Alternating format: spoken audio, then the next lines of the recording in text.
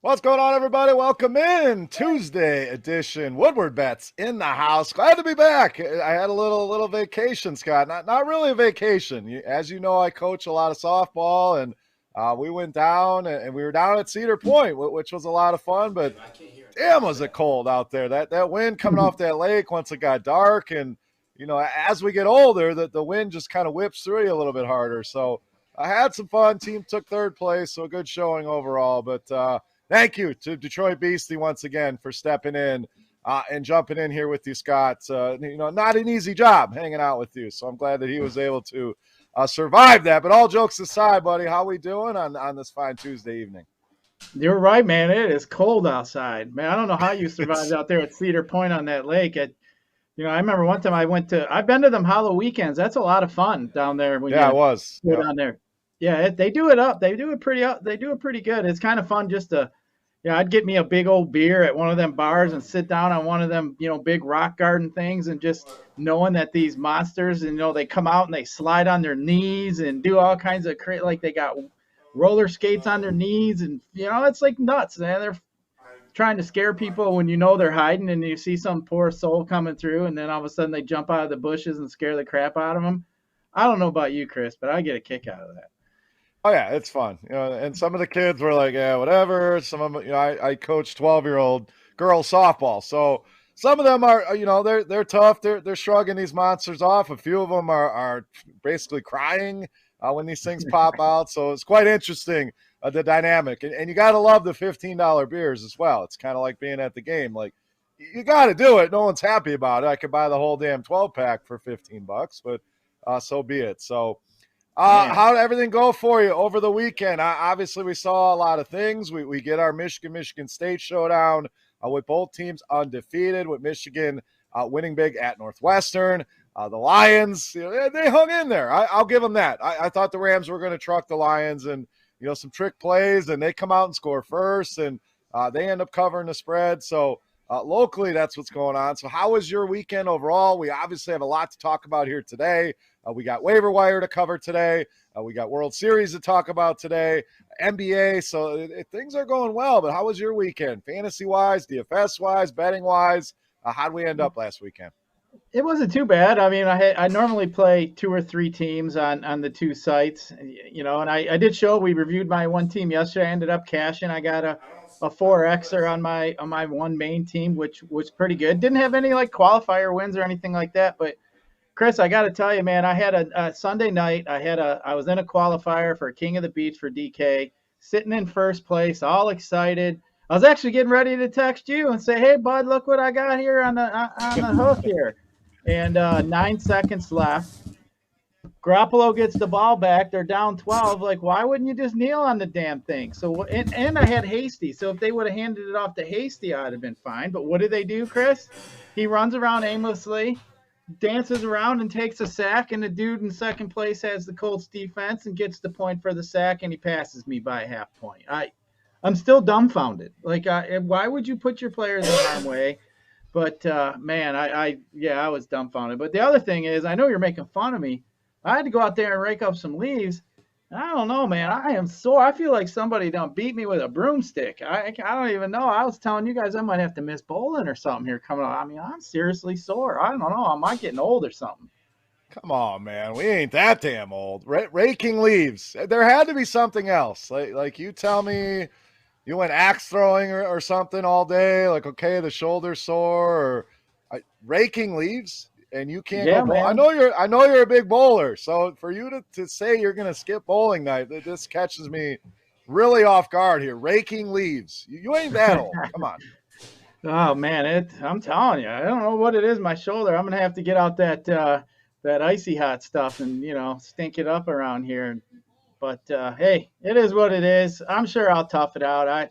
I'll get out there and tough it out. But what can you do? There's a lot of sports for me to sit around and watch, so it's a good time. And hey, we've been pretty hot lately on some of our bets, so it's kind of hard to get away from the TV at night.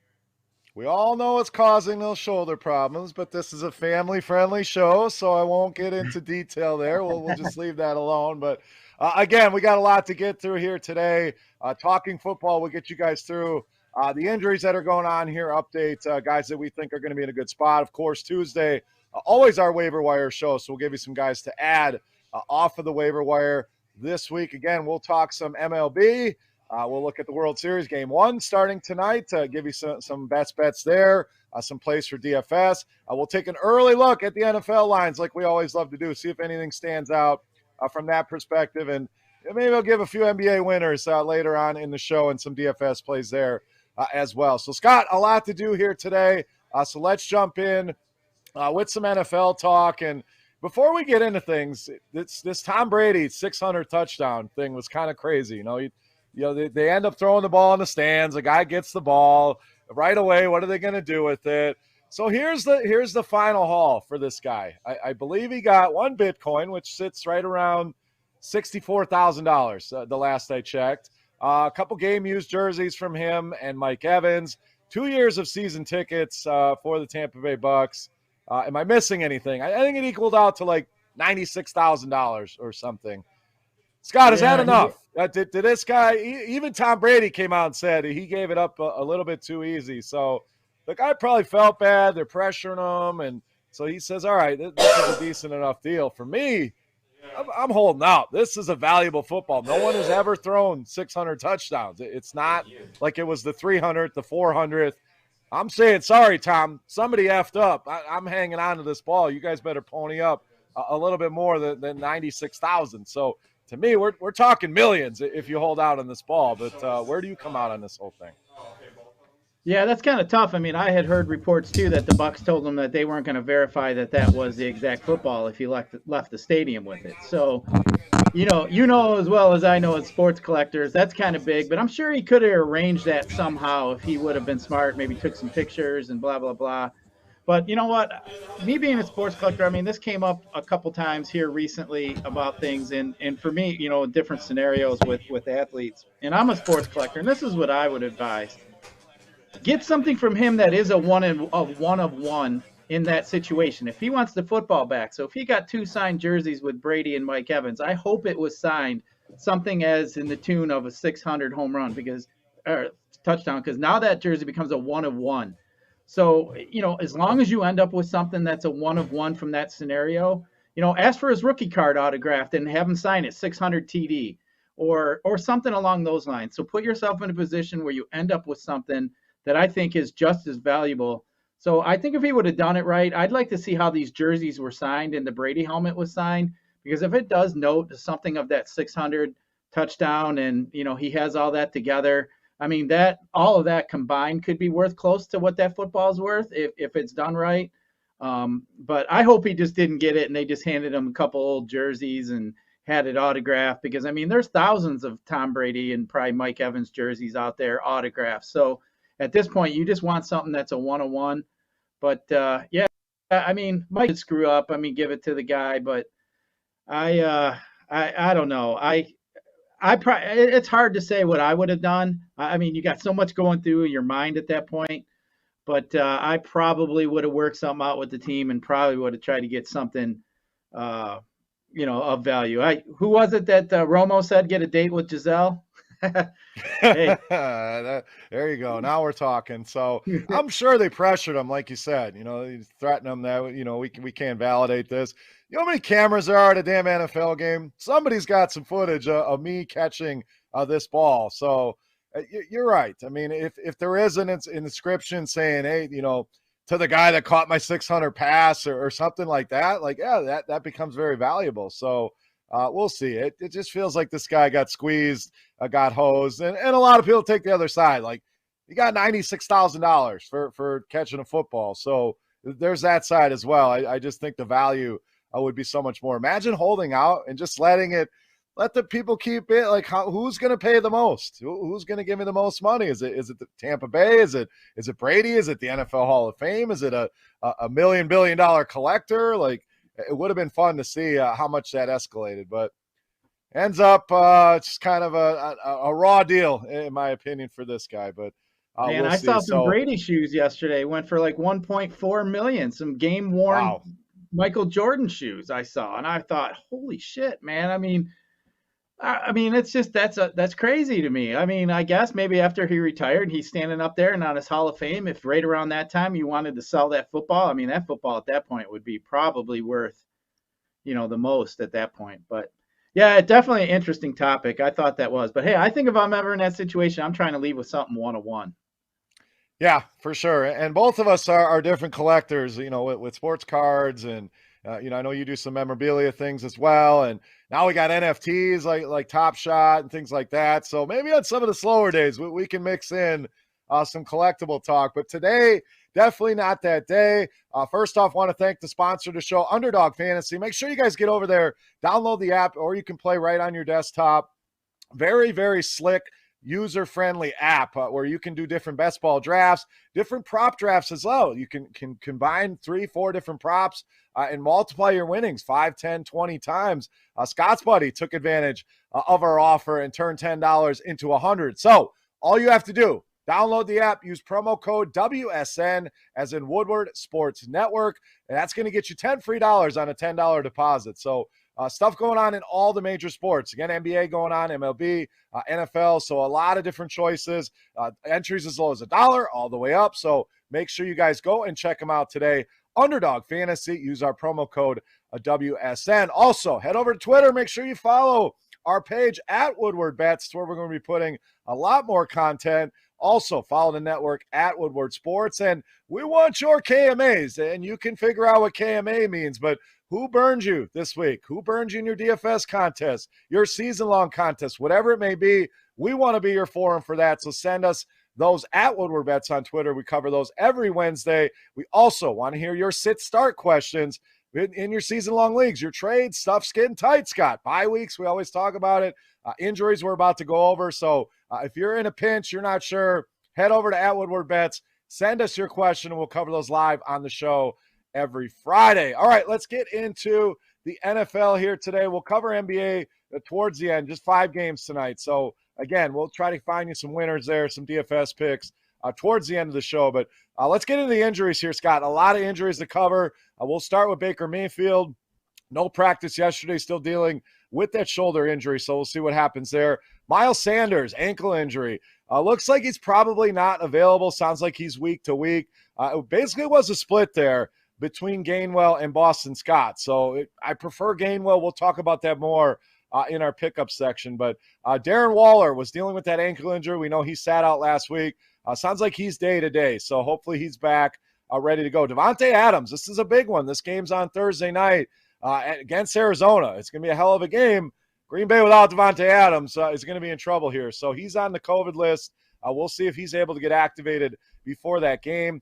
Good news, return. Michael Gallup designated from return for the Dallas Cowboys. Will Fuller still dealing with that injury to his finger. He's scheduled to be activated here for Week 8, so we'll see if he's ready to go or not. Doesn't sound like he's ready to go in Week 8, but should be soon here if you're holding on to Will Fuller. Nick Chubb, sounds like he's going to be back here in Week 8 after a great game from Dearness Johnson the other night.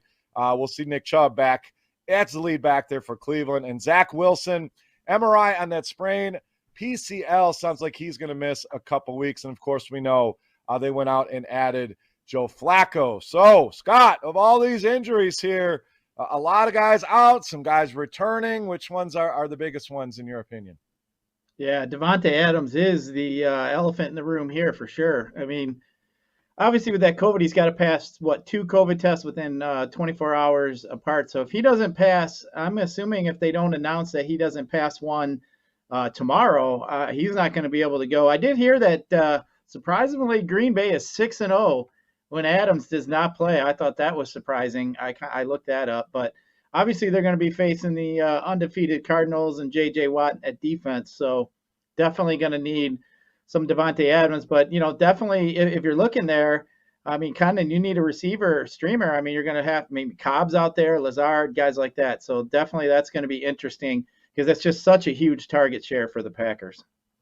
Yeah, he's definitely a big one for sure. Nick Chubb returning to the lineup kind of sucks because you want to see what this Dearness Johnson kid can do. Was it a 1-week thing? I mean, he looked impressive. So it just furthers the camp for the people that say running backs don't matter. You can plug in, anyone with a basic skill set and they can get it done. I mean, I tend to subscribe to some of that theory. I think there's definitely some special talents out there, guys like Christian McCaffrey, if he could stay healthy, Dalvin Cook, guys like that, Nick Chubb, definitely one of the better running backs, just pure running backs we have in the league. But D'Ernest Johnson either earned himself a shot here with Cleveland or earned himself some money in the free agency market. Wouldn't be surprised if their phone's not ringing off the hook there. I mean, he looked great. So let's dive into some of the waiver wire here for week 8. Again, bye weeks, injuries. So let's take a look at some of the guys that we think would definitely help you. Let's start at the quarterback position.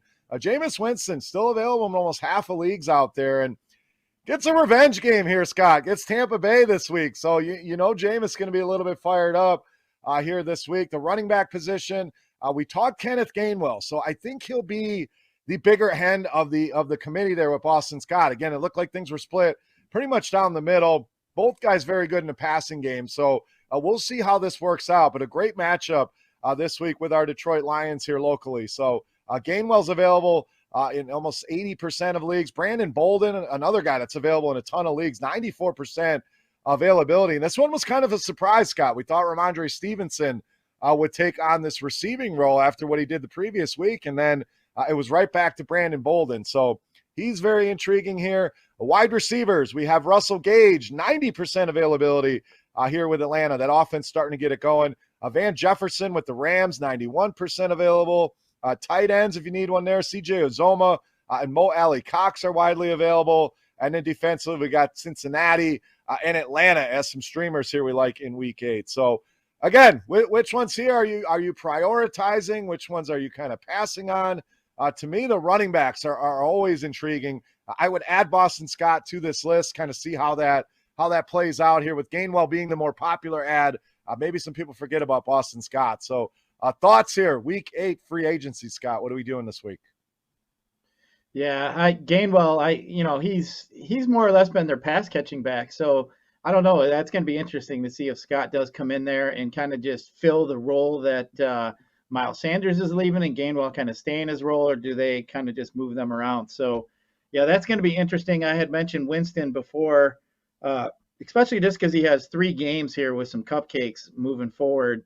And then, it does help, obviously, having Kamara in the backfield, and looks like they found his new toy again yesterday, or at least they figured it out that they should be throwing the ball quite a bit. But, man, Chris, with New England, with the running backs, it's just so frustrating trying to pick which guy is going to be out there. It's been that way seems like forever with Belichick. So I'm not one. If I'm in a pinch, play a guy like James. He's kind of kept around on my teams, and you know what? If he's out there, he's out there. He's not one I like to prioritize, but they are guys that can fill holes for you on the waiver, during the bye weeks here. But I can't say that's a guy I'm going to prioritize. And Uzama and Mo Alley Cox are interesting. I know tight end, especially a lot of if you got 2 tight ends, a lot of leagues, some guys do carry 2. If you don't have to carry 2, obviously I'd always just kind of keep 1, but. I mean, these guys are guys that you could definitely throw in there and use if you needed to cover bye week or wherever else. It seems like CJ, he's had 2 games with 2 touchdowns. So Yep. Boom or bust there, but definitely can help you. And then, I like to do the streamers on defense a lot of times too. In Cincinnati and Atlanta, especially with Darnold struggles. So I kind of like that as well. Yeah, a few other guys we didn't discuss or have on the graphic I think are intriguing. Laviska Shenault with the Jaguars. We saw the DJ Chark news. He will miss the remainder of the season here. So we know Marvin Jones is getting up there in age, not quite as old as Scott, but he's probably hurting from raking leagues as well. So Laviska, the young guy there, I think he can capitalize on. Rashad Bateman, another guy that's still available in a lot of leagues, has looked good. It's a couple weeks here coming off of that injury, and he's looked solid with that Baltimore passing game looking much better. Not last week, Cincinnati took it to him, but Bateman's interesting. And then you kind of hit on Green Bay. I think that could be a good place to go. If we know Adams is out, guys like Alan Lazard, Randall Cobb, who Aaron Rodgers begged to have come back, and even Robert Tonyan, a guy that a lot of people released with the frustrations. It was great last season with all the touchdowns, and just hasn't happened this season. So he could be out there on your waiver wire as well. If Adams is out, somebody's going to have to catch the ball there for Green Bay. Arizona's going to score. Green Bay is going to be forced to go through the air. So I think all of Lazard, Cobb, and Tunyon, very, very intriguing here this week. So, Scott, let's take a look at some of the opening lines here in the NFL. Not gonna list off every single one here. Just kind of highlight the Thursday night game, Arizona minus 3.5, 52.5 on that total. But just kind of looking through these, anything that stands out here, anything you want to jump on before things started to move in against you in an opposite direction. Which lines are really standing out here for you this week? I mean, just going to the home team here, we got the Lions. They're only getting 3 points at home against the Eagles. I just do not believe the Lions have enough horses to keep up with these NFL teams at this point. So I kind of like it at only 3. If it goes up any higher, 3.5, 4, I think I might be a little bit more hesitant. I do like it at that number. I don't expect that one to drop at all. And then kind of looking here at the Houston Texans, they're only getting 14.5 against the Rams. We just saw what Arizona did to them. Big 26-point victory. They only scored 5 points. Got a safety and a field goal. They look absolutely horrible. So, I mean, I just think that Houston's another team. I'm just going to keep attacking these crappy teams and keep looking at these teams as these buys go on. But I wouldn't expect that. I kind of expect that Houston line maybe even get up to 17. So kind of at that 14 number below 15, I kind of like that. I think that they're going to beat them by 20 some. But and then too, another one that I'm just kind of looking at here. I see that Denver's only is given 4 points to Washington. I think I like Washington at this point so far. I'm not a believer in Teddy Bridgewater and the Broncos at all, but I think Washington might sneak up and bite them there. Yeah, the only one with that one, it's so hard to go to Denver and win, with the altitude and who knows what the weather looks like. So you're always nervous putting your chips on Taylor Heineke, a guy that can definitely be productive and get it done. At the same point, we've seen him really have some face plants as well. So that one I'm kind of leery on. A few that I'm eyeing up, I'm seeing the Giants plus 10 at Kansas City. Now, I know we're waiting on the Chiefs to get it going here. It's only a matter of time that they will get it going.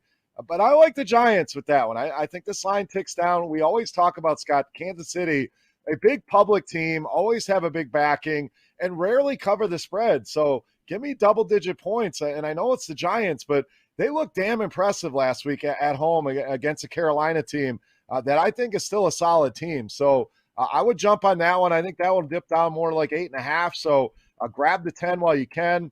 I really like Dallas here. We got them minus 1.5 at Minnesota. So I just think Dallas is the much superior team in this one. Would not surprise me to see that one kind of continue to grow, land more at Dallas minus 2.5, potentially minus 3. So that one was very interesting to me to kind of jump on early. And then Cleveland at home against Pittsburgh. Cleveland minus 3. We just talked about getting Nick Chubb back.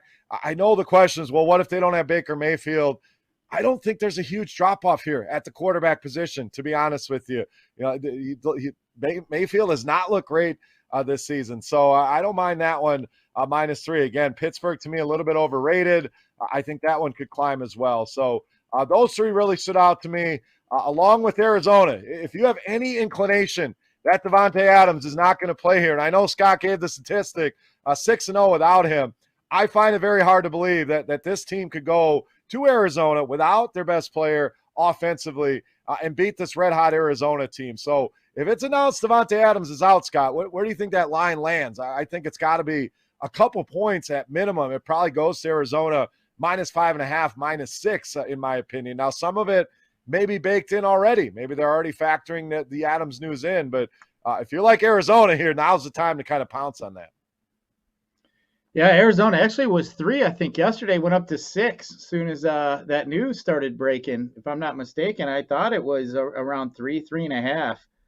But, yeah, I think you're right. I mean, they're going to have a hard time without Davante Adams. I mean, but, hey, they still have Aaron Rodgers. And I just, some breaks could happen. Some things could happen in the game that put them in different field position that could flip the game around. But, yeah, I think, they're going to definitely have their work cut out for them. Arizona has just been playing really well, and that defense has been playing good. And I mean, they had some COVID issues in the last few weeks, so they're getting back to even healthy. They had a few guys missing here along the way too. So really like that Cardinals team. I think they're just a well-rounded team, and I mean, they got Kyler Murray. I mean, Kyler Murray's he's just a special player, as we know. But yeah, hey, we got a Thursday night game that's really good this time, so I'm looking forward to that. Normally, we got a couple turds that we got to watch on Thursday night.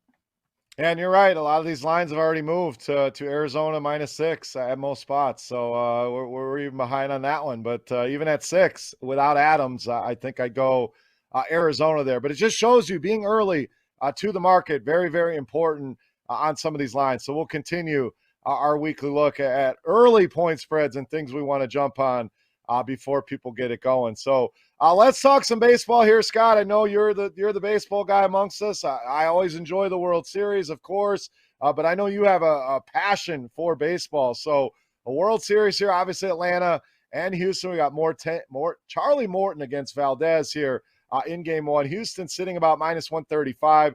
Total 8, mostly 8.5. So from what I'm seeing here, so that's kind of ticking up. As far as the series goes, Houston -150 to win this thing, which means you got to bet $150 to win 100. If you like Atlanta, you bet $100. You're getting 125 back as they sit at +125. And there's some MVP bets we'll talk about as well, Scott. But just kind of general outlook. How does this series going to play out? Do you have a series bet that you like? And then focus here on Game 1. Any bets, any DFS plays? The floor is yours, man. World Series kicking off tonight. Always an exciting time.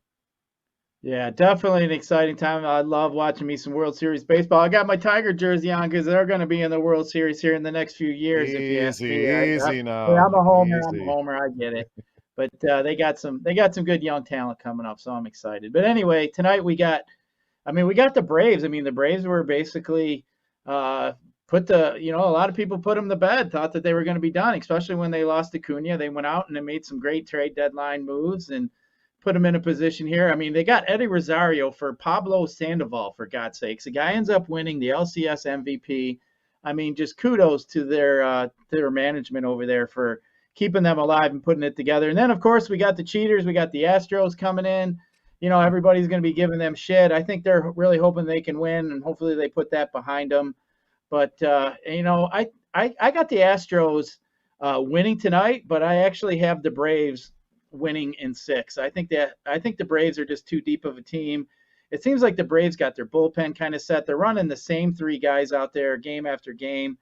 But I just think Houston's pitching staff is not up to par with Atlanta. I think I'd just rather and I think Atlanta's offense is a little deeper, especially with the additions they made here. But I mean, it should be a really good series. I mean, the Astros have scored, I think, 5 runs 9 out of 10 times here in their playoffs so far. So, I mean, the Astros are putting up some runs. I do think there is going to be a lot of runs scored in these games as well. I think if, we start seeing the over-unders at 8, 8.5, 9, I think I'm going to be on those most of the time throughout the series just blindly, because I do believe in a situation if we get 6 or 7 games, I just feel as if in the long haul the over is going to be a plus even type bet all the way through. So really do like the Astros tonight just because of the experience they got in the World Series and all the hoopla and everything comes out. I think the Astros will be a little bit more prepared, a little bit more hungry, where I think the bright lights might get to the Braves a little bit. And then once they settle in, I do think the Braves are going to win the series. We're pretty much in lockstep here, which is nice because I obviously trust your opinion. But I agree, and I think the best play may be if you do like Atlanta, wait to see what happens tonight and see if you can get even better odds. That they'll adjust a lot of times. Some books will just shut it down after the beginning of the series, but some books will move the odds. Who's going to win? You're going to get that much of a better price here on Atlanta if they're down a game. So as far as tonight's game, I agree with you. I think the over is the play here. 8.5 at the majority of books, but Scott, I did find an 8 at DraftKings. So hopefully you can grab that. Again, that half a run can be all the difference in the world. So I really like the over here in this game. I do think Houston wins this one. I agree, but I also think there will be runs scored here. So give me the over here, and then we'll see if it makes the best bets category. We'll see at the end of the show, but I do like that. Any MVP leans here? We got guys like Altuve with Houston, plus 1,000. Some nice value at some of these Braves. So you like Atlanta, you got Freddie Freeman plus 1,100. Rosario, who you just mentioned, plus 1,700. Even a guy like Ozzie Albies at plus 2,000. So any big MVP bets for you here on this World Series? Yeah, I do think Atlanta's going to win. So I actually already bet on two guys to win the MVP, and I bet on Freddie Freeman and I bet on Eddie Rosario. So Oh, uh, I, I just kept with Rosario. The odds were too good, 1,700. I mean, 17-1 basically. The guy's just been hot as can be. So I just kept riding the train a little bit. He was my secondary bet, but my favorite bet was Freddie Freeman. I think this is Freeman's time to stand up on the stage. I think he's just gonna pound the ball. Free money, Freddie, man. That's what I like to call him. And I think Freddie's gonna have himself a hell of a series here. yeah, I like those bets. Rosario was amazing through that NLCS. I mean, just really carrying the team. So, any home runs we like tonight?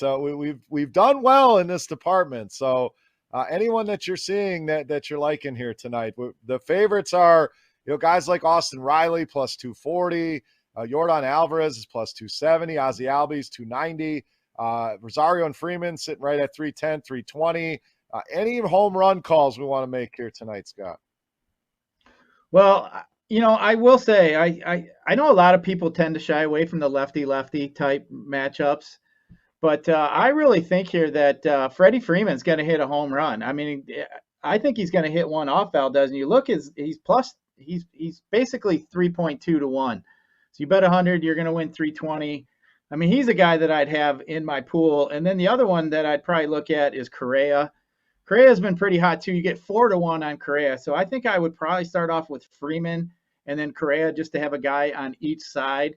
But I really like Freddie. And if you look at Framber, some of his stats, he's got some reverse splits where he does give up some numbers and some high ISOs to lefties. So Freddie has been known to hit lefties pretty well himself. So I like that one there, and just kind of going against the trend with the lefty. But I think he's in a good spot. All right, I'm going to give you a little bit longer shot here on the home run. I'm going to go with Jose Altuve to go yard here tonight. Plus 500 at FanDuel. Solid history against Morton in his career. 6 for 19, couple home runs there. So I like seeing Altuve, a guy down the list. We see plus 290, plus 300.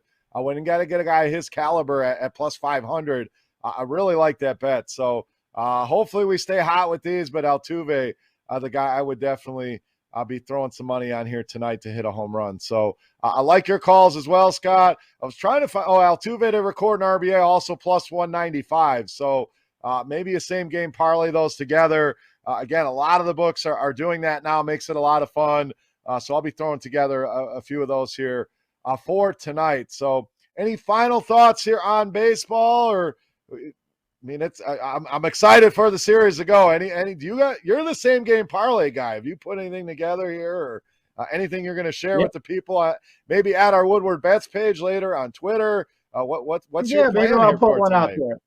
I'm going to put one out there later. I'll put it up there on the Woodward Bets Twitter page tonight. We'll get one out there for baseball. I haven't honed in on it. I kind of got some ideas. I do like your Altuve call. I mean, that's 5 to 1. You put 3 or 4 others in there, and maybe we can get us a nice little healthy little payday. But normally I do like to obviously correlate my plays, and obviously if we're going to bet on Altuve to hit a homer, obviously he's going to get an RBI. You can throw that in your single game parlay as well, and then you can add maybe 2 hits if you want, stuff like that. But I know one that's been working out quite a bit are the under and the K props for the starting pitchers. These pitchers have been getting really, they've been getting a hook pretty quick. I mean, if they're at 5 or 6 Ks, I mean, obviously they're going to have to go 4 or 5 innings, probably on average, to get something like that, unless you just got a really high strikeout pitcher. But both these teams don't really strike out that much. So I know Atlanta started out really shitty at the beginning of the year, which is kind of surprising they're here. I mean, they were one of the top hitting teams against left-handers last year. Albie smashes lefties. So, it's going to be interesting to see what happens in this series. But like I said, I do like Houston, though, slight lean, just because of, their past history and their experience in the World Series. All right, let's finish up with some NBA talk here for today. 5 games on the docket, Scott. So I'm going to go over the games here, some of the spreads. We'll get our picks here in a minute, and I'm going to come to you and get some DFS plays. I'll throw some in as well, and then we'll finish up with our best bet segment as always. But we got Philadelphia traveling to New York. New York -1.5, 216.5, sitting on the current total. OKC and Golden State. Golden State -9.5 here. OKC yet to win a game. Golden State undefeated so far this season.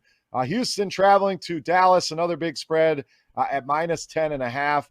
In this one, we have the Lakers and San Antonio. This one, a little bit smaller spread here. Both teams kind of struggling out of the gate. Lakers 2.5-point favorites here on the road. And then Denver and Utah should be a good one. Utah sitting at -7 here. So 5-gamer, Scott, these are always fun. You know, when you have 2 or 3 games, sometimes it's not enough choices for people to make. And then you get those 10, 11, 12-game NBA slates, and it's almost too much. So these ones in that 5, 6, 7-game range are the ones I really enjoy because it expands the player pool a little bit for DFS. Betting-wise, you got a little bit more choices to make and find games you really like. So let's start from a DFS perspective. Who's standing out on the high end? Any value plays you're liking? What are you seeing here on this Tuesday night? Yeah, just kind of looking at these 5 games. I mean, we got over-unders. The low of the 5 games is 217, and then we got the high of 223. So all the games are like right there within a few buckets of each other. So kind of interesting from that perspective, just looking at the totals on all 5 games. But, you know, I mean, just looking at the slate, I mean, anytime Luka is playing, you got to consider Luka. You know, I really like him. Obviously he's one of the best players in the NBA. So I mean, I'm always going to be interested in Luka. We got Steph Curry tonight. I know a lot of people like to do the stars and scrubs type lineup. So, hey, if you can figure out a way to jam in those two, kudos to you.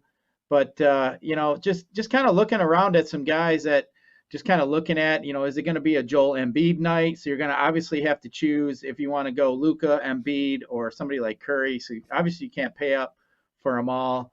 But some cheaper guys that just kind of looking around that are popping are like Doug McDermott, 4,400. He's pretty cheap. Kemba Walker's fairly cheap, 4,800. Is popping on a few of my optimizers. Tim Hardaway Jr.'s 5K is popping. So just some guys that might be able to help you figure it out. And then we got Murray seems to be a pretty good play with the Spurs as well. So just kind of trying to figure out which way I'm going to build my team. Looks like I might have to decide on a couple of those high-end options I just mentioned, but I'll probably start with Luka myself. Yeah, Luka is probably my favorite at the high end as well. We'll go over a few injuries here just to make sure you guys. And the thing with NBA, you know, we're taping right before the hour. You know, we're live 6 to 7 right before the slate locks. So that's when you want to be building your lineups right now. So dealing with some of the injuries and things, NBA is a very news-driven sport. So make sure you're plugged in because things can change up to the minute. We got questionable tags on Embiid and LeBron James. LeBron tends to always be questionable, so I wouldn't worry about that one. Embiid, obviously, worried about that knee, so we'll see what happens there. They're also going to be without Ben Simmons. Some other minor injuries there, so nothing major to really change the slate here. So I agree on Luka. I think he's the high-end play that you want to go with here. A guy in the mid-range I really like tonight, Shai Gilgeous-Alexander, on the other side of that OKC Golden State game. So if you do go Steph Curry, nice correlation there. Even if you don't, I think he's a solid option. Value plays, I really like Michael Porter Jr. here, Scott, 6,200 on DraftKings. I think that's a great price for him. A guy like Dwight Powell down near the minimum at 3,300 on DraftKings. Guys like Darius Baisley, Lou Dort. I think there's plenty of ways where you said stars and scrubs means I pay up for a few high-end guys. I find some of these bottom-of-the-barrel guys instead of kind of going fair and balanced, which is more of the mid-range guys. I think it's probably the way to go here tonight. So those are a few of the guys I like. What about bets, Scott? Anything in the NBA that you're looking at here? I got a few bets I'm looking at. In fact, let's just go to our best bet segment here to wrap up the show here on this Tuesday night. So your best bets here, Scott, for Tuesday. What do you got? Well, my best bets for the night, I am going to take the Astros tonight in the first 5 innings. I really like the Astros. I'm also going to take Freddie Freeman to get an RBI. I think this game is going to be high scoring. I like the over as well. So 3 picks for you there in the baseball games. And then I am going to go one NBA pick just because I like to root against my boy LeBron and the Lakers and that old dusty team they got over there that are all arguing with each other. And I'm going to take the 3 points I'm getting at home with San Antonio. So I'm just going to roll with the Spurs at home and then have some fun tonight at 8:30 and turn on one of the other TVs and root against LeBron and Dwight Howard and all them boys over there. There you go. I got 4 best bets for you here tonight. So we'll see if we can continue our streak. I like over 8 in the game 1 of the World Series here tonight. Again, you may have to shop around to get that. A lot of 8.5s out there, but there was an 8 at DraftKings. So hopefully that's still on the board. And then I'm going to go with a bunch of totals here, Scott. It's an under night for me. You mentioned those totals all kind of sitting in that middling range. First one I'm going to give you, I'm going to go under in the New York Knicks Philadelphia game.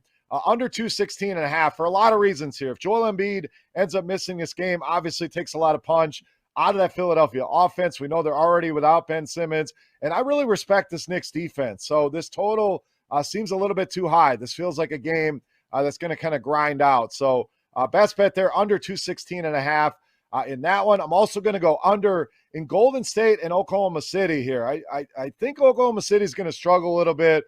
The better play might be able to take the Warriors minus the 9.5, but I think scoring is going to be an issue here in this one as well. So I'll go under 223.5 in Oklahoma City and Golden State.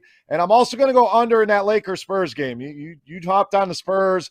I'm going to go under 223 there. Another game I think you could see be kind of more played in the 205 to 210 range rather than this getting all the way up to 223. So that one seemed a little bit high. So again, over 8 in the baseball game, under in the Philadelphia and who are they playing? Well, little brain fart there.